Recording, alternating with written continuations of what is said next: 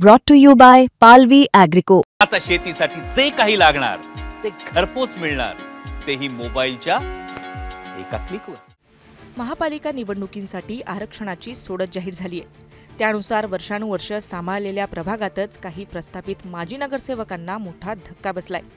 अशातच ठाकरे गटाच्या नेत्या आणि माजी नगरसेविका तेजस्वी घोसाळकर यांच्या वॉर्डमध्ये ओबीसी आरक्षणाच्या उमेदवाराला संधी मिळाल्याने तेजस्वी घोसाळकर यांना त्यांच्याच प्रभागात निवडणूक लढता येणार नाहीये। यावरून त्यांनी सोशल मीडियावर एक पोस्ट केली आहे, जिची सध्या जोरदार चर्चा सुरू आहे। तेजस्वी घोसाळकर म्हणाले की मुंबई महानगरपालिकेच्या निवडणुकांसाठी आरक्षणाची सोडत जाहीर झाली। माझ्या वॉर्ड क्रमांक 1 मध्ये नागरिक प्रवर्ग म्हणजेच ओबीसी आरक्षण घोषित झालंय। मी ओबीसी प्रवर्गातील नसल्यामुळे ही निवडणूक लढवू शकत नाही। ही गोष्ट माझ्यासाठी अत्यंत दुःखद आहे। परंतु दुःख याचं नाहीये की मी निवडणूक लढवू शकत नाही। दुःख हे आहे की मी आता माझ्या प्रवर्गातील तसेच दहिसर विधानसभा मतदारसंघातील सामान्य माणसाची सेवा प्रत्यक्ष लोकप्रतिनिधी म्हणून करू शकणार नाही। परंतु या निर्णयामुळे माझ्या जनसेवेचा मार्ग थांबणार नाही, कारण अभिषेकच्या जाण्यानंतर माझ्या घोसाळकर कुटुंबियांइतकीच साथ मला या प्रभागातील तसेच दहिसर बोरिवलीतील सर्वच लोकांनी दिली आहे।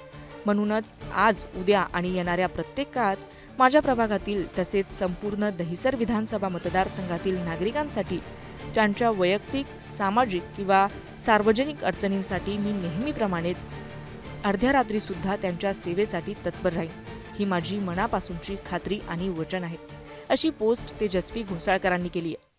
दहिसर मतदारसंघातील शिवसेनेचे माजी आमदार विनोद घोसाळकर यांचे पुत्र अभिषेक घोसाळकर यांच्या हत्येनंतर त्यांच्या पत्नीनं म्हणजेच तेजस्वी घोसाळकर यांनी काही महिन्यांपूर्वीच स्थानिक विभाग प्रमुख आणि विभाग संघटक यांच्याबद्दल नाराजी व्यक्त करत राजीनामा दिला होता। यानंतर त्यांची मातोश्रीवरून समजूत काढण्यात आली होती। यानंतर त्यांची भाजपचं वर्चस्व असलेल्या मुंबई बँकेच्या संचालक मंडळातही वर्णी लागली होती। यानंतर तेजस्वी घोसाळकर यांच्या भाजप प्रवेशाच्या चर्चांनाही उधाण आलं होतं। पण उद्धव ठाकरेंच्या भेटीनंतर त्यांनी आपण शिवसेनेतच राहणार असल्याचं स्पष्ट केलं होतं।